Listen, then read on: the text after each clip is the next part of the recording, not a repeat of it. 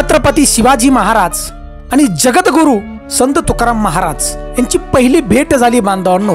ही भेट इंद्रायणी नदीच्या पात्रामध्ये झाली आणि त्यावेळी एक अशी घटना घडली की ज्या शिळेवरती उभं राहून संत तुकाराम महाराज कपडे बदलायचे आंघोळ झाल्यानंतर, ती शिळा संत तुकाराम महाराजांच्या बरोबर बोलू लागली होती। बघा असं काय घडलं, त्यावेळेला शिळा बोलू लागली संत तुकाराम महाराजांच्या बरोबर। ते पाहण्यासाठी हा व्हिडिओ नक्की शेवटपर्यंत पहा। मी हनुमंत पवार धारकरी, तुम्ही पाहताय मराठी मोटिवेशनल स्टोरीज। तर बांधवांनो, जगद्गुरु संत तुकाराम महाराजांची ज्यावेळी कीर्तन चालायची, म्हणजे प्रत्येक मंदिरात कीर्तन व्हायची, हजारो लोक त्यावेळी जमा होत होती। कारण संत तुकाराम महाराजांच्या तोंडून पडणारा जो प्रत्येक शब्द आहे तो अमृता समान होता।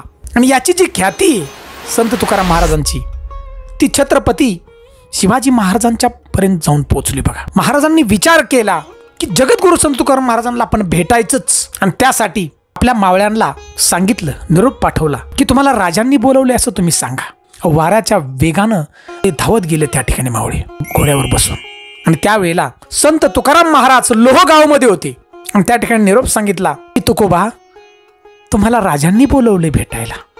आणि त्यावेळेला बघा संत तुकाराम महाराजांनी सांगितलं सेवकांना की मी भगवंताच्या नामस्मरणामध्ये मग्न आहोत, आम्ही घोडे भगवंताचं नामस्मरण, आम्हाला वेळ नाही हो भेटायला, तुमच्या राजाला जाऊन सांगा।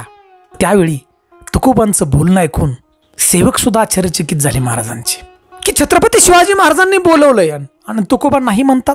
आश्चर्य वाटलं आणि त्या ठिकाणाहून सेवक म्हणजेच आपले मावळे रायगडावरती आले आणि छत्रपती शिवाजी महाराजांना हे झालेला प्रकार सगळा सांगितला। अहो, राजे सुद्धा चाट पडले। राजांना वाटलं की तुकोबांना खुश करण्यासाठी काहीतरी नजराना तरी पाठवावा। आणि त्यावेळी बघा छत्रपती शिवाजी महाराजांनी नजराना पाठवला देहू गावामध्ये। त्यावेळेला तुकोबा त्या ठिकाणी नव्हते। बघा, संत तुकाराम महाराज लोहगावमध्ये होते। हा नजराना घरी पाठवला।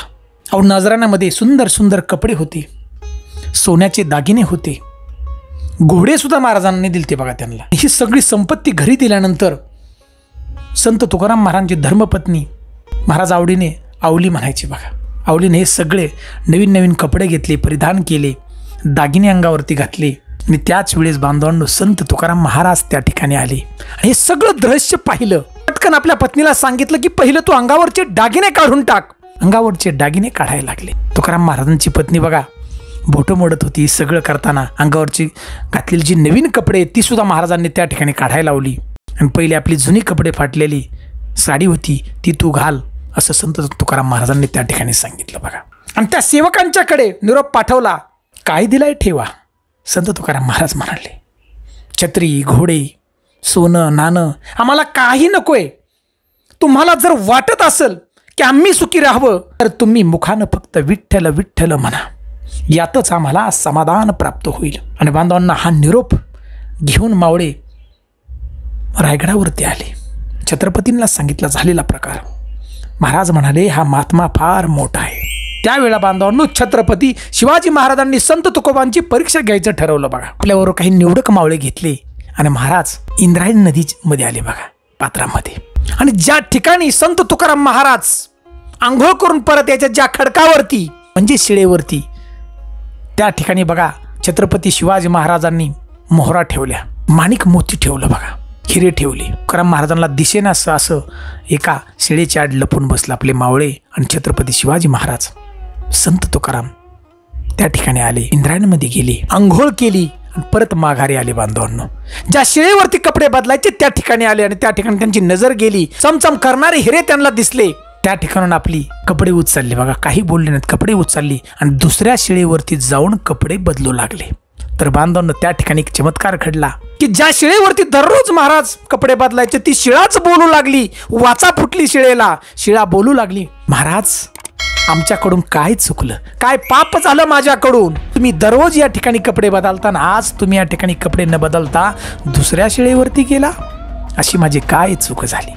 बांधवांनो विचार करा, एवढी भक्तीची ताकद होती संत तुकाराम महाराजांची की ज्या शिळेवरती उभे राहायचे त्या शिळेला सुद्धा अभिमान वाटायचा की संत तुकाराम महाराज माझ्या ठिकाणी येऊन कपडे बदलतात, की एवढं मोठं माझं भाग्य।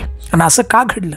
त्यावेळेला बांधवांनो संत तुकाराम महाराज त्या शेळीबरोबर बोलू लागले, अगं बाई तुझं काही चुकलं नाही, पण तू पहा ना तुझ्याकडे जरा, तुझ्यावरती कोणीतरी घाण करून ठेवली. बांधवांनो असं बोलल्यानंतर हे जे वाक्य आहे छत्रपती शिवाजी महाराजांच्या कानावरती पडलं की हिरे माणिक मोती त्या ठिकाणी ठेवल्यात की ज्याची किंमत पृथ्वी समान आहे. अशा हिऱ्यांच्याकडे पाहून सुद्धा संत तुकाराम महाराज मोहित झाले नाही. हे वाक्य ऐकल्यानंतर छत्रपती शिवाजी महाराज धावत आले आणि संत तुकाराम महाराजांच्या पायाशी नतमस्तक झाले, त्या ठिकाणी प्रणाम केला आणि चुकले म्हणले महाराज, माफी मागितली संत तुकाराम महाराजांची, आज माझं चुकलं. अशा प्रकारे छत्रपती शिवाजी महाराजांची आणि जगद्गुरु संत तुकारामांची पहिली भेट इंद्रायणीमध्ये झाली बघा.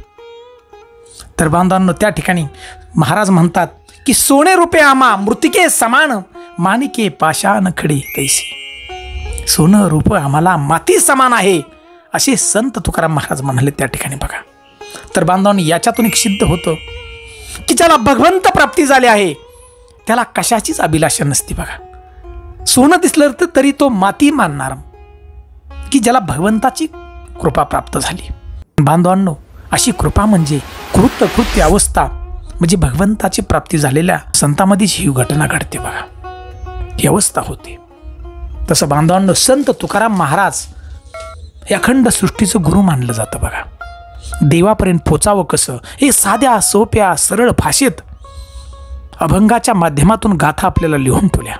हे त्रिकाल सत्य आहे बांधवांनो. घटनेनंतर छत्रपती शिवाजी महाराजांनी संत तुकाराम महाराजांना आध्यात्मिक गुरु मानलं बघा. अनेक वेळा भेटीगाठी झाल्या, इतिहासात त्याची नोंद आहे. ही जी घटना घडलेली आहे ही सत्य आहे बांधवांनो, ही कुठलीही दंतकथा नाही रचलेली, सत्य घटना आहे. मी बांधवांनो विचार करा की शिळा सुद्धा बोलू लागली संत तुकाराम महाराजांच्या बरोबर. विचार करा एवढा मोठा भक्तीचा अधिकार संत तुकाराम महाराजांचा होता.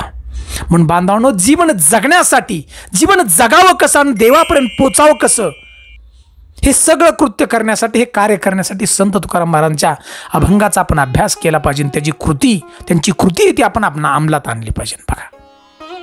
तर बांधवांनो ही सुंदर असा हा जो प्रसंग आहे आपला आवडला असेल तर आमच्या चॅनलला आपण नक्की लाईक करा.